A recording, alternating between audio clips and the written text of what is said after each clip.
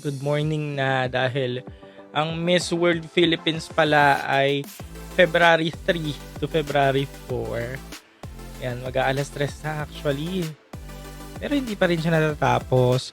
So sa lahat ng mga gising pa at nanonood pa dyan, nag-aantay ng announcement, magandang umaga. Wala pang announcement. Parang after itong commercial, farewell walk pa lang ng mga queens. Yeah, farewell walk pa lang ng mga queens. Kayo ba? Kumusta kayo dyan? Mukhang wala ng mga gising, no? Parang Miss Gay daw ang atake. Late na rin kasi sila nag-start. Tapos, ang daming mga segments ng show. Ang daming mga pasikot-sikot. Kaya masyado siyang humaba. And knowing the ALB pageant circle, ganito naman talaga sila. Diba? Alam naman nyo yan. Mas matindi pa nga yung mga dati, lalo ng 2021. Mas matindi yun, yung ang dami nag-speech ng mga politiko. So, was okay pa to. So, ayun, sino na ang winner nyo? Currently, kakatapos lang ng... Hindi, natapos yung question and answer. And then, may nag-intermission. Then, we're just waiting for the announcement. When po ba? Alin ang when? If we go daw for the win. So, sino na nangunguna sa inyo? Ngayon. Sino na nangunguna? Currently naglalaban, Davao and Ifugao pa din. Sila pa din. Pero sa swimsuit round, ang nanalo, si Ifugao, tayo sila with Quezon City. Si Ifugao, no doubt, naisip niya talaga yung swimsuit round. Pero si Quezon City, maganda yung hulma niya, matangkad siya. Pero yung pasarela niya medyo weak. Pero syempre dahil nga matangkad siya, maganda yung hulma niya, kaya na easy win sa kanya yung Best in Swimsuit Award. Pero parang mas bet ko dun si UK or kaya si Rizal. UK Rizal or kaya si New York sa swimsuit. Rather than kay QC. Sa evening gown naman na nakakuha si New York. No doubt din kay New York kasi talagang laban na laban si Marisa Delgado. Sa kanya talagang evening gown. So, deserve naman yung both special awards. Pero si Davao nanlalaban talaga siya, no? Si Davao, actually sa evening gown, ang ganda ng gown niya ni Davao tsaka ni Lorena Jimba. Silang dalawa. Yung maganda yung evening gown. Yes, nagpalit ng gown si Ifugao. Napansin ko rin. Sabi ko, parang nag-iba yung kulay ng gown. O ata nagpalit siya. Naging color pink. So, yun. El Tucuyo wala naman. Kasi di ba top 15? Nagpilaan sila ng top 15.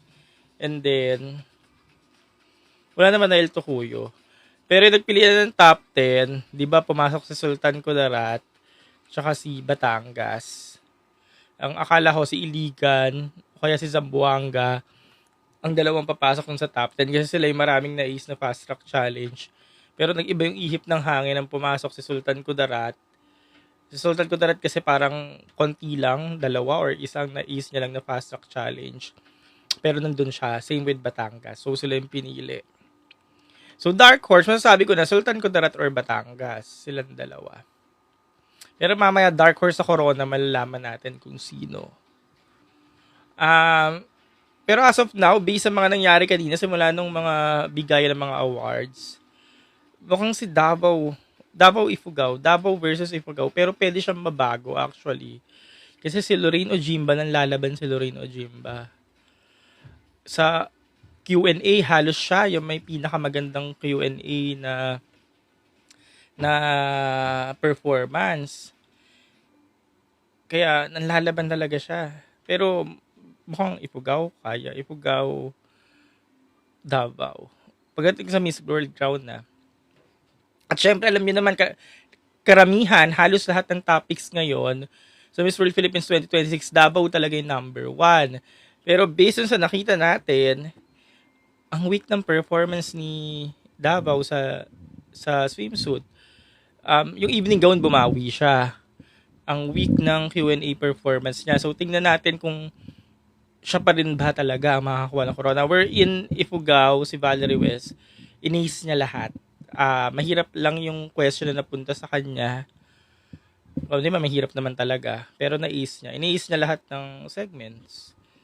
Pero kasi parang nasira si Ifugao kasi gawa ng issue nung nakaraan, di ba? Alam niyo naman yung issue na kay Valerie tsaka dun sa team niya, sa handler niya. So dun siya nasira, baka maka-apekto lang. Tingnan natin. Kaya nga sabi ko, parang si Lorraine, yung parang pinaka-safe na manalo. Kasi nais niya lahat. Lorraine, tsaka si Marisa Delgado, silang dalawa actually. Kaya tingnan natin. Yung Miss World Philippines crowd ng pinag-uusapan natin. But wait, ito na. Ano na? Fire. Farewell walk pa lang. Actually, antok na ako kanina pa. Pinipilit, mulat na lang mata ko, tapos nagluto lang ako ng pagkain. Mag-breakfast na ako. At tama rin yung decision ko na hindi na nanood ng live. Kasi, ito nga yung sinasabi ko na pagod na ako maghintay. Ayoko na ng waiting moment. Gusto ko lang sa bahay. Nakahiga, nakataas ang paa. Tapos, yun nga, nag-a-analyze, mag-isa, nagsusulat, and then live after. Kaya, yun, tamang decision ko. Kasi nga, mag-aalas stress na ako, hindi pa rin siya. Tapos, pero ayun, kanina, halos pinamimigay na nga yung ticket dun eh. Kasi nga, nakita nyo naman yung tao, di ba? Hindi naman napuno yung MOA Arena. Sabi ni Jessica, grabe, Miss World 2 days coronation. Oo nga, wala nga nakapagsabi. Pero mas okay na to, sabi ko nga kanina, mas malala yung 2021 edition na mas matagal talaga, tsaka dami nangyayari. Kaya okay pa to. Yon, sige, question tayo. Hindi daw nakapasok si Imani of Hawaii. May kulang siguro. May kulang, kaya hindi rin nakapasok. Hindi rin naman ako nagulat kasi hindi naman siya ganun katunog. May mga nabasa nga akong post kanina. El Tucuyo. Parang hindi naman kasi hindi naman ganun katunog yung pangalan niya. Yung 15 na nakapasok kanina, parang sila na yon. Kasi yung 10 lang yung mabilis mahulaan dun sa 15 kanina eh. Kasi alam niyo naman yung roster ngayon ng mga candidates, di ba? Wala namang ganun kalakas. Kaya yung 15 na yun, sila na talaga yon. Yung 10 lang yung kaya mong hulaan na sure kang papasok doon, which is pumasok nga talaga. Kasi nga, wala naman kasi ganun talagang kalakas. Hindi pa tapos, in-interview pa lang si Opal. Ito pa lang, oh. Actually, ito nga, nandito si Opal, nandito si Julia, nanonood sila, tapos mag-aalas stress na ng madaling araw, parang nakakahiya. Tignan mo to si Opal, oh, parang antok na. Ini-interview siya. Yun lang, masyado lang mahaba yung program. Tapos late nag-umpisas mahaba yung program. Tapos yung speech, wala naman na tayong magagawa kasi kasama siya siguro sa program. Pero sana, naagahan. Na-late kasi. Na-late lang. Kung sabihin natin 7 p.m. siya nag-start, matatapos naman siguro on time. Yun lang. Na-GA lang ako dito sa mga guest. Ayan, si Universal Woman nandito pa nga rin, di ba? Mga nakaupo pa dyan. At kung kayo nanonood kayo dyan sa MOA Arena, na-experience niya manood, alam niyo kung gaano mag-antay, gaano kahirap, tapos gutom, pagod, antok ka na. Kaya yun yung isa sa dahilan kung bakit hindi na rin ako pumunta. Anyways, sagot tayo ng tanong.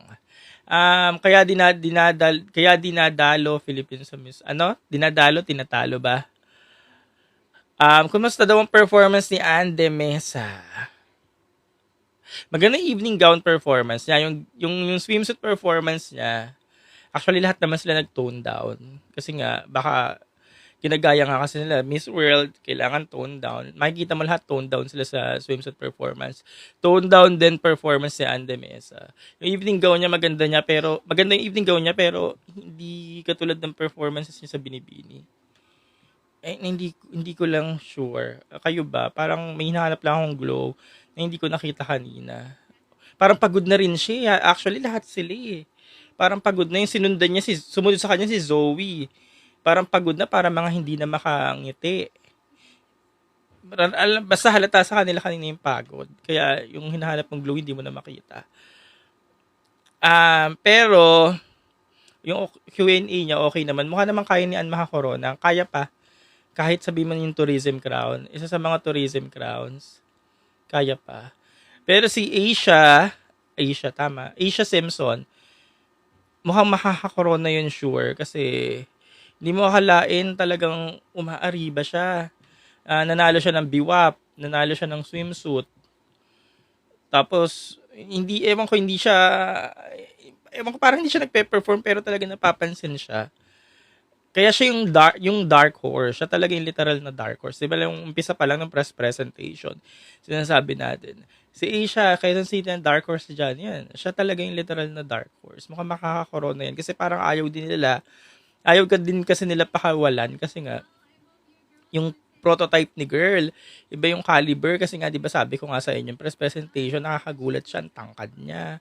Siya talaga yung hulmang beauty queen talaga. Asing hulmang beauty queen. Kaya parang ayaw na rin nila pakawalan eh. Kaya parang sabi mo, parang hindi naman nagpe-perform pero tingnan mo sa swimsuit, siya pa yung best in swimsuit.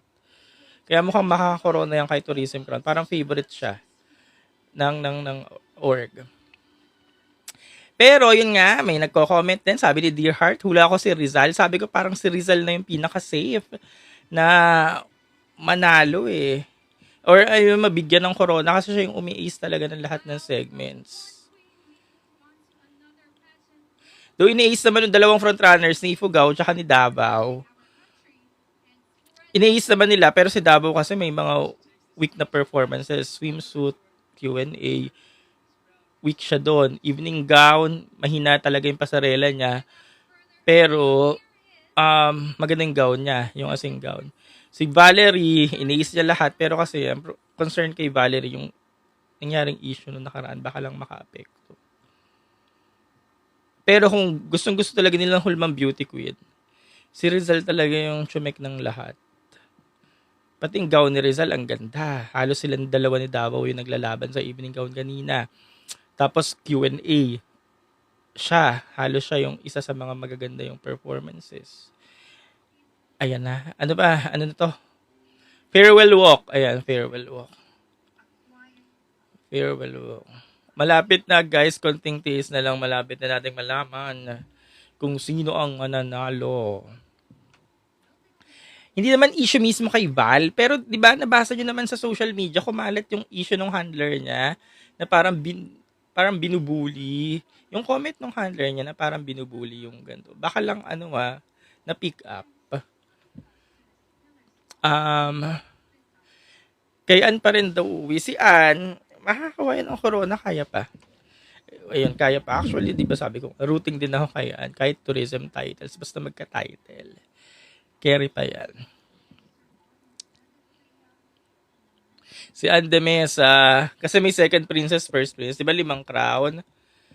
Di ba 5 crown? May first princess, may second princess. So, 7. Tatlo yung malalaglag sa 10. Tatlo yung malalaglag sa 10, no? So, sino yung malalaglag sa 10? UK, Batangas, Sultan Kudarat. Tingnan natin pero feeling ko yun yung malalaglag. UK, Batangas, Sultan Kudarat. Then yung 7 na natira sila na yun. First, second, third. Di ba minsan ng ALB mapaglaro sila? Mamaya yung parang akala ng lahat na siya yung mananalo ng corona, biglang naging first princess. Naalala niyo si Gainiel Krishnan in 2021. Akala ng lahat siya yung mananalo ng crown. Biglang nag-second runner-up. Ito si Sofia Santos. Akala rin ng lahat ng karamihan makakuha siya ng corona last edition, pero nag-ending second princess. Di ba may paglaro nga ang ALB pageant circle? So tingnan natin mamaya, baka kasi merong crown contender na akala lahat siya makakuha ng corona. Tapos biglang ending first princess or second princess. Tignan natin. Sabi ni QC talaga feel ko mananalo. Cars, maganda ka crown kay Davao. Si Davao, Miss World Philippines lang yan or nothing. Miss World Philippines or baka first princess or second princess. Pero yung performance niya kanina, kasi tagilid talaga siya sa Q&A kanina . Sikat lang siya, hype lang siya . Pero tagilid siya sa Q&A kanina. Hindi maganda yung pasarela niya, nakita niyo yung swimsuit performance niya, di ba? Weak din. Evening gown, bumawi siya. Maganda yung gown niya. Maganda yung gown, maganda yung cut, maganda yung kulay. Pero weak habang nagpe-perform. Pero maganda yung mukha niya. Wala tayong maano sa mukha niya. Kaya nga hindi rin siya yung nag-best in evening gown kahit maganda yung gown niya . natisod pa ni Marisa Delgado. So, hindi talaga ganun kalakas yung performance niya para masabi mong MWPH siya. Kaya kung hindi siya mag-MWPH, baka mag-first princess or second princess lang siya. Kasi diba usually nga, sabi ko nga kanina, itong ALB pageant circle, minsan mapaglaro sila, yung akala ng karamihan na siya yung makukuha ng corona, ang ending, first princess or second princess. So, baka ganun. Pero tingnan natin na. Ayun. Sabi ni 02, tataya daw siya kay New York. Si Ifugao, malakas nga siya. Siya na nga yung siya na nga yun. Mukhang siya na talaga. Ewan ko. Tingnan natin. Basta si Ifugao, parang kung hindi siya Miss World Philippines, baka global. Yung second top crown nila na global. Ano ba second top crown nila? Global, universal, o basta bahala na doon. Pero malapit na siya matapos. Nag-farewell walk na si Jasmine. Oh my. Yung bully issue, hindi ko alam kung pine-pertain siya dun sa team nga nila Val. Pero yun yung kumalat recently. Nakita nyo naman, di ba? Na screenshot siya, tapos pinag-usapan talaga siya. So, ang akin lang, baka lang maka-apekto sa judging decision nila. Pero for sure, may crown yan, si Val. Pero parang nakukutuban ko talaga, parang wala dun sa dalawa. Wala sa Davao or Ifugao yung Miss World Philippines eh. Kayo ba, ano bang kutob nyo? Kasi di ba nung una, Davao versus Ifugao. Pero baka wala dun sa kanilang dalawa eh. Tingnan natin ha. New York daw, sabi ni Master. Sabi ni MJQC, baka nga it's either New York, Rizal, or QC. Tapos si Pampanga pala, no? Sabi ni Ryan. Si Manila, hindi ko na makita sa Miss World Philippines eh. Sa ibang crown, oo. Pero based sa nakita natin kanina, parang hindi siya pang Miss World Philippines. Pero sa ibang crown, oo, malakas pa. Sabi ni Kizelin, si QC, si Rizal, malakas pa sila sa Miss World Philippines. Si UK, sa ibang crown. Mukhang ganun. Tagal, no? Tagal lang, So, nagko-commercial pa to. Ito na si Krishna na farewell walk na. Si Opal antok na, yes. Nabanggit ko nga kanina kasi di ba interview si Opal, sabi ko halatang antok na si Opal, iba na yung mata eh. Kumanta pa si Krishna. Ang dahil pa kululong pageant. Kumanta pa ako. Pero ang ganda ng gawa ni Krishna in fairness ha. Ang ganda ng gawan. Ganda. Tingin mo ang placement ni Rizal, kanina ko pa nga binabanggit. Sabi ko makakorona yan. Baka nga siya pa yung mag-Miss World Philippines eh. Ano pa mga tanong nyo? Tapusin na natin to. Tapusin lang natin yung announcement. Pag international niya si Anne. Ano po ba prototype ng Miss World? Wala naman. Based sa mga nasaksihan natin, lahat ng mga editions nila ng mga nakaraang taon simula ng 2020. 2021, wala naman. Basta mabet ka lang ng organization. Kung mabetan ka ni Julia, pero nandun pa rin si Julia sa modelist talaga. Modelist matangkad. Kasi yung mga winners niya, matatangkad. Mga modelist. Nandun pa rin. Bukod sa may advocacy kineso ka. Ang ganda ni Krishna. Tsaka ang ganda ng go niya.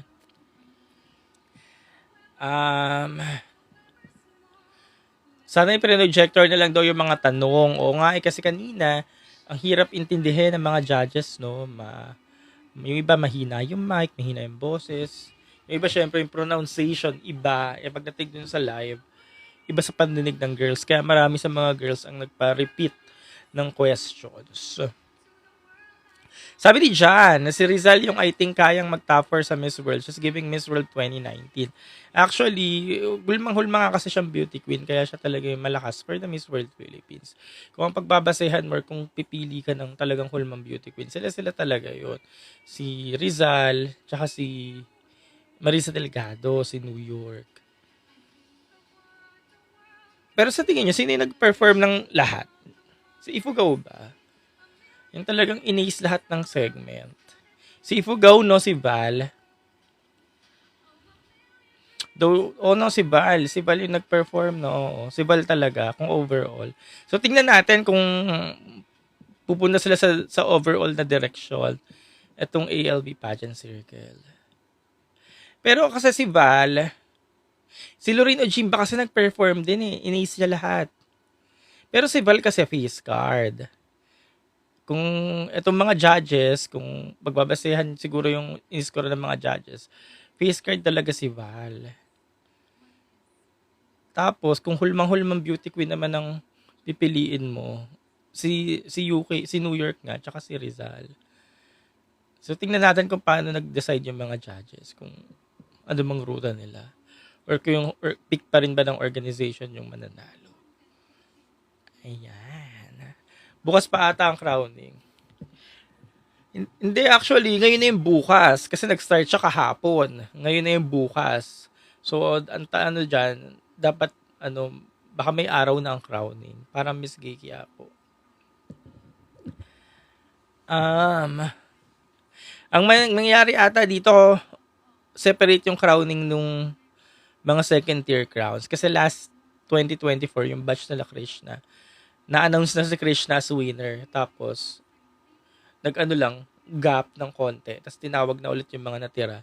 Tapos in-announce yung mga second tier crowns. Hindi siya sabay-sabay. So, first princess, second princess, tsaka yung mismong winner.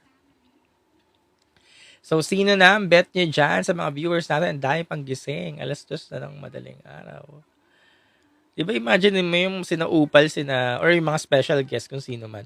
Ang tagal na nakaupo sa MOA, kahapon pa ng 7:00 ng gabi. Kasi kunyari ako, nag-decide ako manood dyan, kahapon pa ng 6:00 ng gabi or 5:00 ng hapon, nandyan na ako. Kaya ayun yung ayoko na pag nanonood ng mga live. Kasi ang bilis ko na rin mapagod. Yung tipong 4:00 pa lang nandyan na ako. Kasi pipila na kami, pipila na, ganyan. Hingin yung ticket kasi may schedule, ganyan. Nakaganon ka na, nakanga ka na. 8 hours na sila nasa MOA. Eh, syempre, bago ka pumunta ng MOA, may trabaho ka pa, di ba? Yung ang aga mo nagising, kunyari ako kahapon, 4:00 pa lang ng madaling araw, gising na ako kasi may trabaho. Tapos didiretso ako dyan. So, pagod na pagod na. So, paglalaan naman talaga siya ng araw. Sabi ni Carls, ano for Universal? Yes, Rean, kumanta pa siya. Thoughts kay Sultan Kudarat. Nagulat ba kayo na pumasok si Sultan Kudarat? Kasi sabi ko nga rin kanina sa first part ng live ko, ilan lang din ang inace niyang fast track segments, like 1 or 2. So, yun yung nagdala sa kanya, kaya pumasok siya sa top 15. Pero sa top 15, siguro maganda yung naging swimsuit performance niya. Maganda yung gown niya, pero yung pasarela niya medyo mahina pa din. Pero siya yung pumasok sa top 10. So, siguro, nagandahan yung mga judges sa performance niya. Ayan, sabi ni Jan, angat kasi yung gown niya. Ayun niya. Siguro yun yung naging dahilan. Kasi akala ko nga si Iligan or si Zamboanga, yung dalawang papasok. Pero ang pumasok si Batangas, tsaka si Sultan Kudarat. So, nagulat ako. Kasi pumasok si Sultan Kudarat. So, yun nga, baka nga nahabol nung evening gown. So, again, evening gown will make or break you talaga. Si Batangas, maganda rin yung gown. Sabi ka, nahabol din ata ng evening gown ni Batangas. Kaya siya yung pumasok. Kasi parang si Iligan na na nag-fade na eh. Sabi ka, baka si Iligan yung mag-top 10 pero nag-fade na siya eh. Tsaka si Zamboanga. Kaya, yun. Mahirap na hulihin ang bet ng Miss World Org, sabi ni Beast. What top po inabot si Davao Region? Nasa top 10 siya ngayon. Actually, siya pa rin yung nakakatakot. Kasi baka sa kanya nga ibigay. Pero kunyari, ito 'di ba, si Davao yung hype na hype. Alam niyo 'yan. Lahat ng mga pageant fans, pageant things, ultimo ako. Kasi nga hype si Davao eh. So, number 1 ko na siya. Ultimo ko ni number 1 ko na siya. Pero kung siya pa rin yung mananalo ngayon, number 1, matatanggap niya ba based sa performance? Ano sa inyo? Kasi nakita nyo naman, di ba, weak ang ibang performances niya. Hindi siya talaga yung So, given the situation now, marami siyang mga hinakot na awards. Sponsor, may mga challenges. Nag-number 1 siya. Pero nakita niyo yung performance niya ngayon. Tapos siya yung nanalong Miss World Philippines. Anong magiging comment nyo? Matatanggap nyo ba? Sige nga. Weak sa comms at di pasabog. Yun nga eh. Yun nga eh. Kaya para nasayang yung ano, no. Siya kasi yung ano yung nag-number 1 sa lahat eh. Tapos sana ano, no, kinabog niya talaga kanina, no, para ano, worth it. Para kung siya'y manalo, walang butas yung performance, walang masabi. Eh kaso may butas yung performance niya. Yun talaga, si Val talaga yung walang butas. Kaya tingnan na lang natin yung ano, kung mag-aaway-away ba. Kung may issue ba pagkatapos. Tingnan natin. Si Krishna kasi hype. Oo, si Krishna hype nung umpisa. Pero si Krishna, laban na laban nung finals. Walang butas ang performance. Kaya kahit siya yung nakoronahan, Miss World Philippines, kahit siya yung nakoronahan, deserve. 'Di ba? Nung si Krishna Gravidas nung time niya, hype siya sobra kasi Krishna Gravidas siya eh. Pero pagdating ng finals, wala talagang butas ng performance. Kaya siya yung kinoronahan, wala tayong nasabi. Eh pero yung ngayon, si Davao yung hype, pero nakita niyo yung performance, may mga butas. So kung siya pa rin yung mananalo, ano nga yung masasabi niyo? Tatanggap niyo ba ganun? Kaya ayun yung tanong mamaya. Tingnan natin ha kung mag-aaway-away ba mga pageant fans. Let's see. Sabi ni D. Velasco, not acceptable. Sabi ni Watt, feel ko ibibigay kay Rizal or New York. Kaya nga yun yung nasabi ko kanina. Sabi ko, kung nakita natin yung performance ni Davao kanina, may mga loophole. Ang susunod sa kanya talaga, si Ifugao, o kaya si Rizal. Silang dalawa na yung susunod. Kaya, tingnan natin mamaya. O kaya si ano pala, nakalimutan ko si Delgado. Kasi si Delgado pa ngayon nanalo ng evening gown eh. Kaya tingnan natin. Tagal na 5% na lang daw ang CP ko. Ako, konti na lang na. Napikit na. Kaya nag-live na lang din ako para hindi tayo antukin. Haba ng speech ni Krishna. Kamusta? Ayun nga, si Madam Julia. Baka nga wala na dito si Madam Julia. Baka umuwi na ng hotel. Feeling ko hindi na yung nagtagal dyan. Kasi syempre, di ba may edad na din. Eh pag may edad ka, alam mo naman, di ba, tayo nga na, bata-bata pa, mainipi na. Gutom, ihing-ihi, lagi. Yung ganun-ganun na. So feeling ko umuwi na yun. Si Opal na lang yun nandyan. Kasi si Opal lang naman yung kailangan eh. Kaya nga kanina in-interview si Opal, antok na yung mata. Diyos ko, mag-aalas stress ba naman na? Alas stress. Pag yung ibang pageant, gatong oras, nakauwi na tayo sa bahay-bahay eh. Kasi usually yung ibang pageant, alas 12 en punto, tapos na eh. Bakit daw ang tagal matapos? Kasi late na rin naman nag-start. Tapos, marami lang mga, pasikot-sikot yung program. Hindi siya yung direct to the point. Yun yung na-appreciate ko ngayon sa MUPH. Kasi like last edition ng MUPH, ang dire-diretso sila. Talagang wala nang palabok. Pag mag-a-announce, announce agad. Wala nang mga chikahan yung mga host. Ganun. Announce agad, dire-diretso yung flow. Yun yung na-appreciate ko ngayon sa MUPH.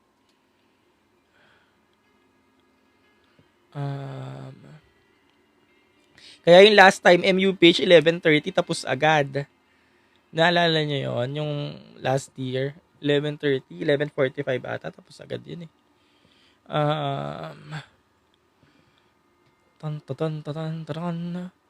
Ano masasabi niyo kay Sultan Kudarat? Nasabi na natin kanina.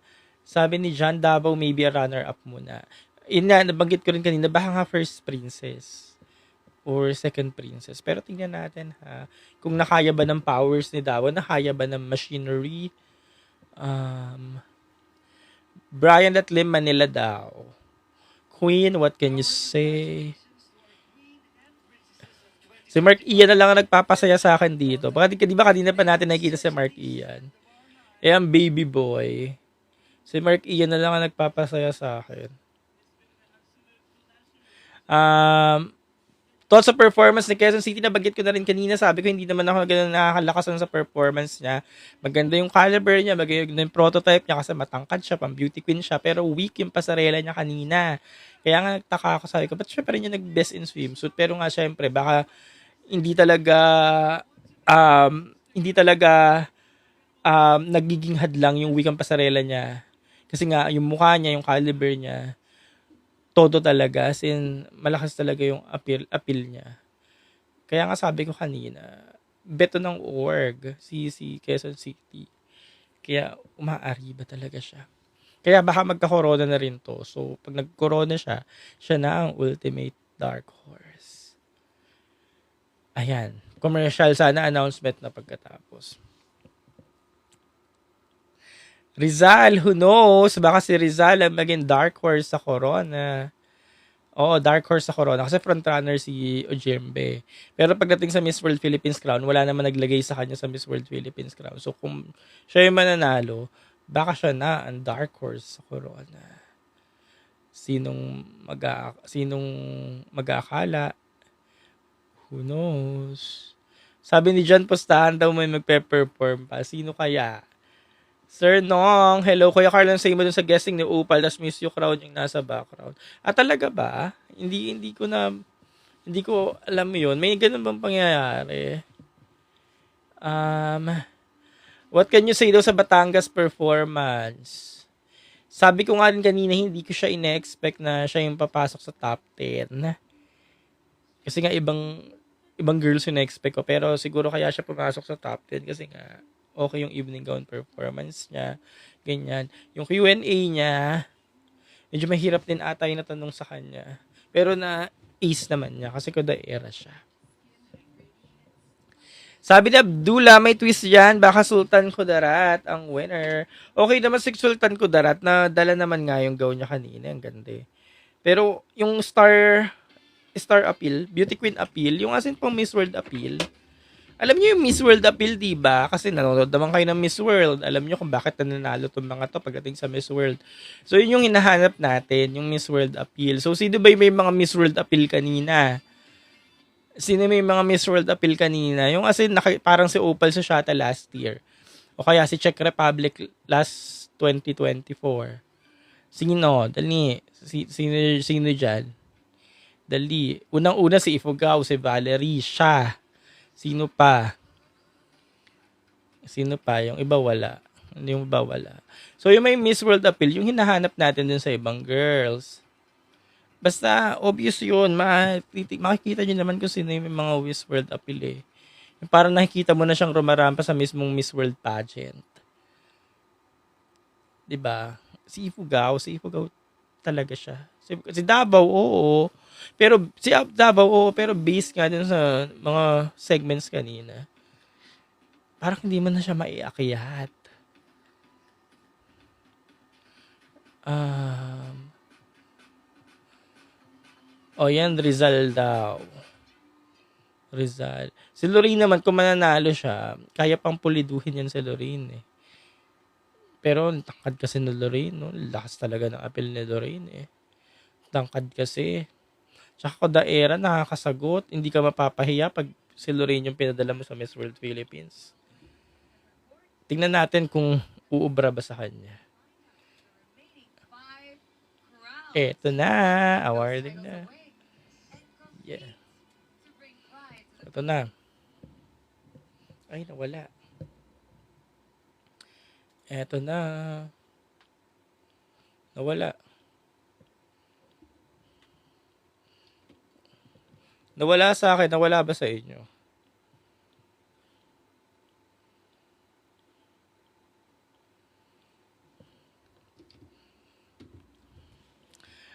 Antok na ako. Nawala commercial ba? O wala akong internet? Nagluluto pa daw. Nawala no? Ayan na, ayan na.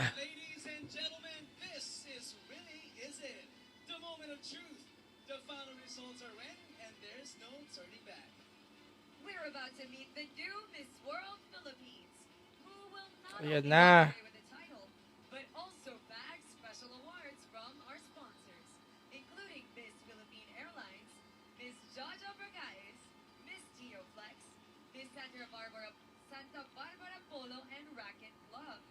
Ayun no, mga mi.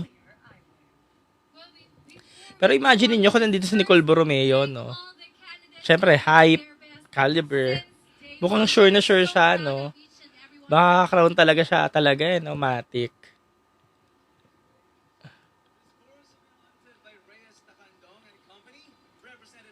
Opalin Nameling. So, kung imagine niyo kung nandito siya, no?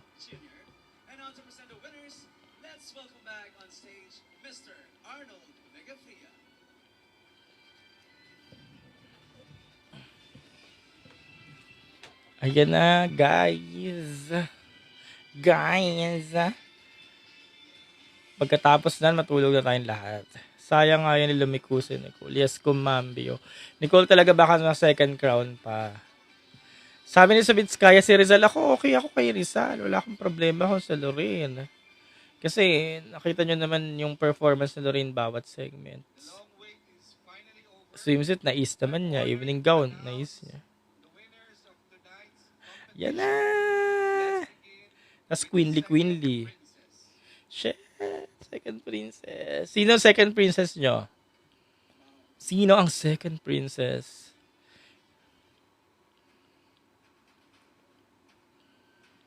Sino kaya? Second princess.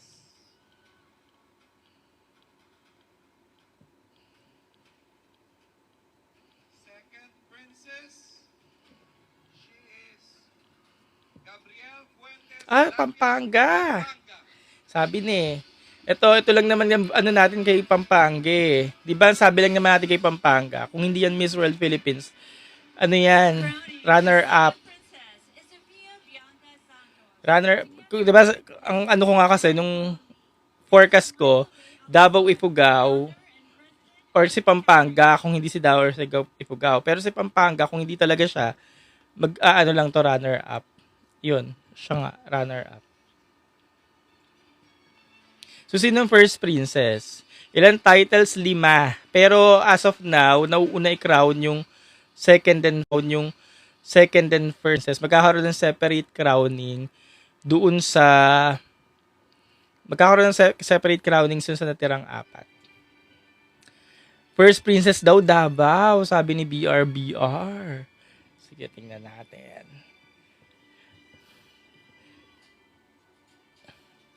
Kasi si Davao, kung hindi siya Miss World Philippines, wala ka na talaga mapapaglagyan sa kanya. Kaya pang first princess talaga siya. Para sa si Jasmine Omay last time. Ha? Si Ann de Mesa. First princess nila si Ann. Wala pa rin talaga nakuha ang ano. Wala pa rin talaga nakuha ang corona si ano, hindi talaga ano, no. Pero at least naka-runner up siya. Pero at least naka-runner up siya kaysa wala talaga, di ba? Kasi pwede siyang mawala talaga eh. Pero kahit tourism titles, di na siya nilagay. Pero kasi Loreno Jimba, si UK, si Davao, si Ifugao. Sino pang isa? Mukhang yari na talaga sila eh. Si UK. Mukhang yari na talaga. Parang hanggang dyan na lang yung pwedeng ibigay kay first princess. Kaya baka hindi na siya yung binigyan. I can't lie. Tsaka hindi rin talaga siya ganun kakabog si Anne. Hindi talaga nag-fade talaga. Ito na. Sino?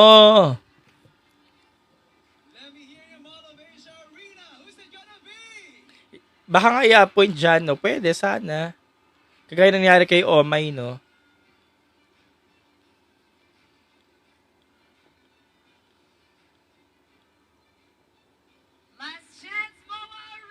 Sino? Bigla nag-iba yung ihip ng hangin, no? Mukhang Davao. Mukhang sisigaw na sa Davao.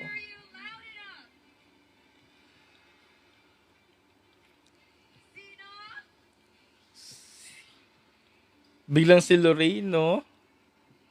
Sino?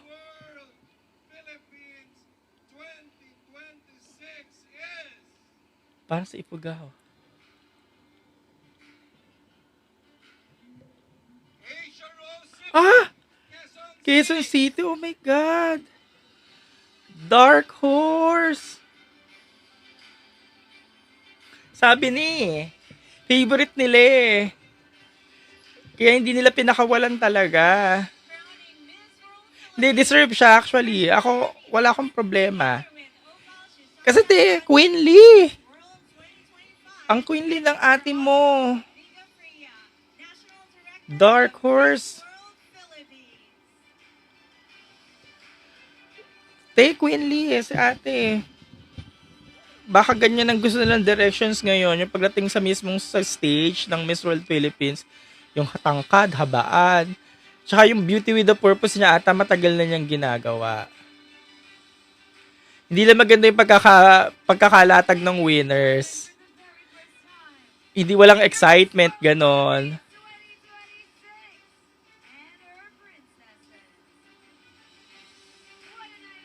Pero marami yung pupuliduhin kay QC, pasarela niya, ganyan. Styling. Pero parang siya yung effortless, no? Wala yung ka-effort eh. Yung parang nandyan lang siya, hindi nga, di ba sabi ko nga ng mga comments, sabi ko hindi lang to napapansin si Asia, pero talagang caliber siya kasi nga, beauty queen. Hulmang beauty queen. Siya talaga yung beauty queen. Tapos bilang siya yung nanalo. Sa kanya binigay. Tapos kanina yung mga first part ng live natin, sabi ko, hindi siya weak yung pasarela niya, pero siya pa rin yung nag-best in swimsuit. Kasi parang bet na siya ng org. Tapos, ayun, parang, yun na nga, binigay na sa kanya.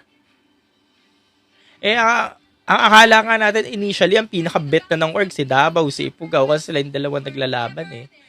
So, ang ending, wala pong nakapredict ng Miss World Philippines. Wala nakapredict, no?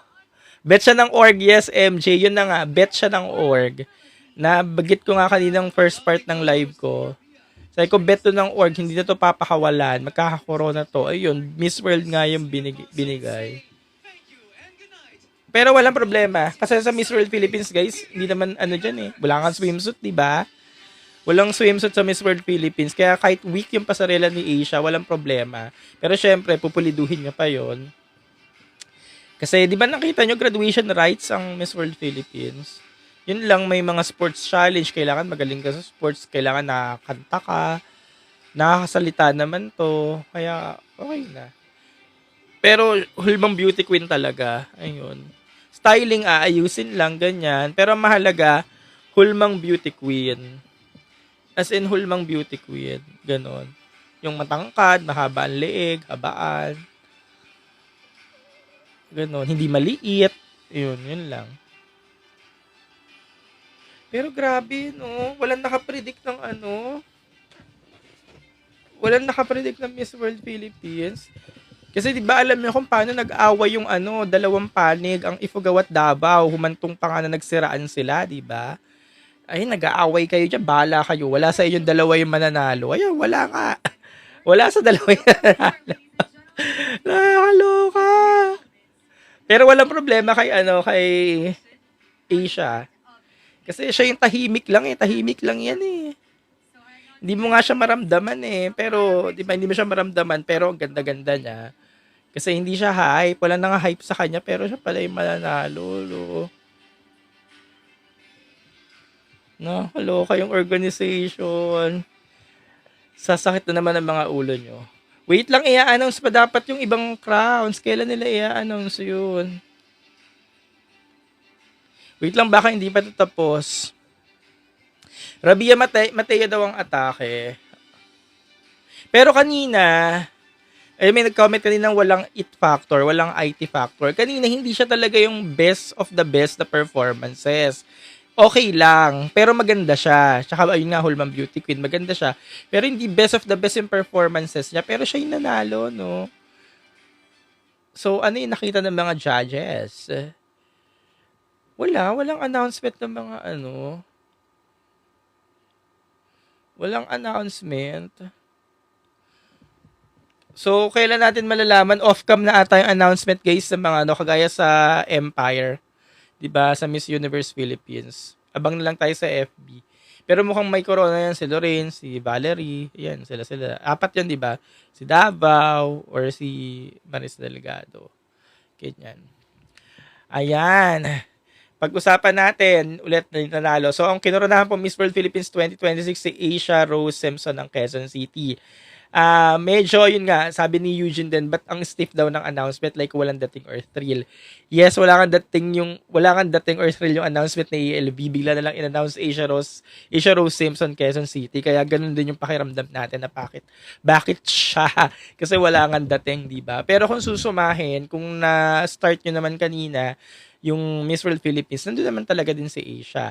Hindi siya yung best of the best na performances, pero nandun siya. Alam mo yun, nagpe-perform siya. Kaya yun siya yung nakoronahan ngayon. Wala namang kaso. Kanina yung first part ng live natin, di ba sasabi natin, baka wala dun sa dalawang nag-aaway, nagbabangayan ibibigay. Yun, nangyari nga. Wala dun sa dalawang nagbabangayan. Kasi nga, bangayan sila dyan. Yan, binigay dun sa ano lang, sa low-key, sa tahimik lang. Sabi ni Master, I think kaya naman niya, may face card naman kasi din yon. Yes, kaya naman ni Isha, pupuliduhin lang yan. Kulid ng konti sa pasarela, yun nga, styling. Pero yun nga, wala naman kasing mga swimsuit sa Miss World, ano lang, ora-ora ka lang doon.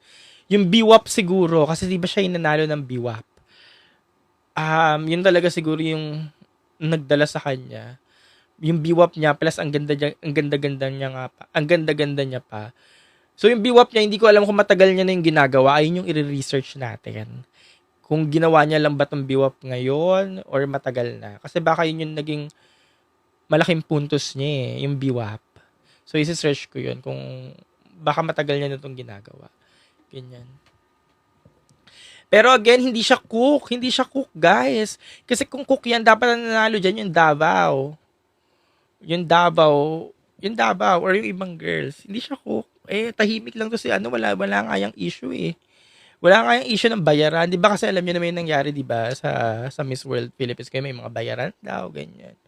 Tahimik nga lang to di ba? Tapos sa kanya binigay. So, yun. Siya yung bet ng organization.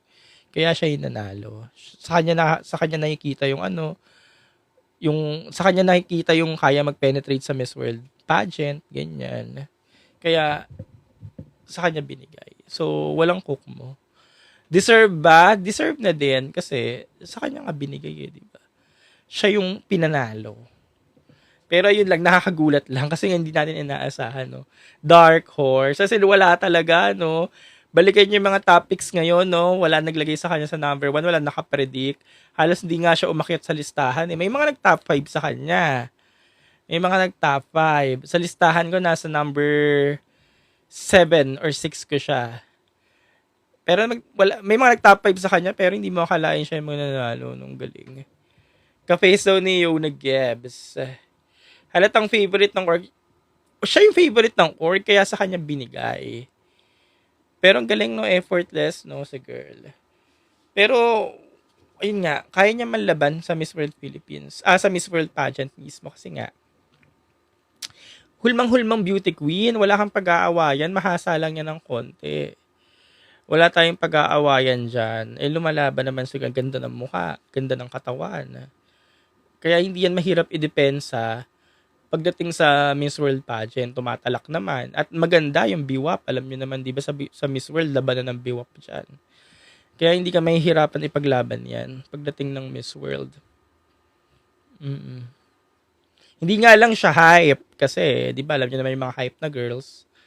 Hindi siya hype. Pero baka ganun na nga talaga, no? Para siyang MU Page 2024. Yung time nila Atisa, no? Yung mga hype ng mga girls bilang walang hindi nanalo. Pag nakakuha yung Dark Horse. So, ganun din siya ngayon. Dark Horse. So, Dark Horse po ang nanalo sa Miss World Philippines 2026. So, abangan natin yung mga nakakuha ng second tier crowns kasi i-announce yon off-cam. Kaya, ayun ang abangan natin. So, yeah. May balita na ba kayo? Abang ako ngayon sa mga, kasi magpo-post yung mga pageant media friends natin na nandun eh. Ipo-post nila yun ngayon sa mga social media. Kasi malamang ngayon nag-a-announce na yan doon. So, abangan natin yung sino-sino yung mga nanalo ng second tier crowns. Ang naging first princess po si Andemesa at naging second princess si Pampanga. Sabi ni JM na overhyped daw kasi mga frontrunners. Actually, parang nga siyang 2024 MUPH, no? Na-hype lahat ng mga frontrunners, tas ang ending na lampaso lahat. Kasi ang nanalo Dark Horse. So, ganun din yung ano ngayon. Dark Horse. Dark Horse. Pero, yung pagka-Dark Horse kasi ni Asia, walang wow. Kumbaga, nanalo lang siya ng Best in Swimsuit, pero wala siyang highlight. Yung performance niya, walang highlight. Alam mo yun? Nanalo siyang Best in Swimsuit, pero hindi naman tayo napawaw sa swimsuit performance niya. Even evening gown. Pero so-so lang yung performance niya. So, ganun yung pagka-Dark Horse niya. Unlike yung sa ibang mga Dark Horse na may mga winning low, may wow factor. Pero again, pagpunta kasi nito sa Miss World Pageant, hindi to mahirap i-depensa kasi nga, nasa kanya lahat yung qualities. Pupuliduhin na lang. Ang pinakamahalaga sa kanya yung BWAP niya. Mabigat ang BWAP ni Girls siya, kaya nanalo ng BWAP. Yun ang tinitingnan sa Miss World Philippines.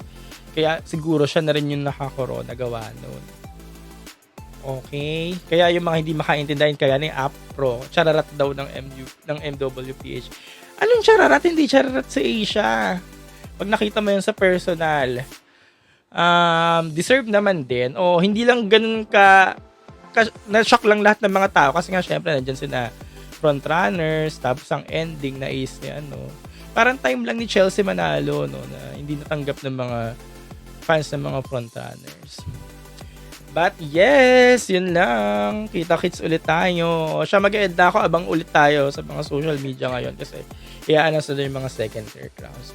Thank you so much, guys. Magandang gabi. Bye-bye. Siyempre pa si TikTok Pageant Guru Carl Loyola. And I'm your TikTok Pageant Guru, TikTok Pageant Guru, TikTok Pageant Guru Carl Loyola.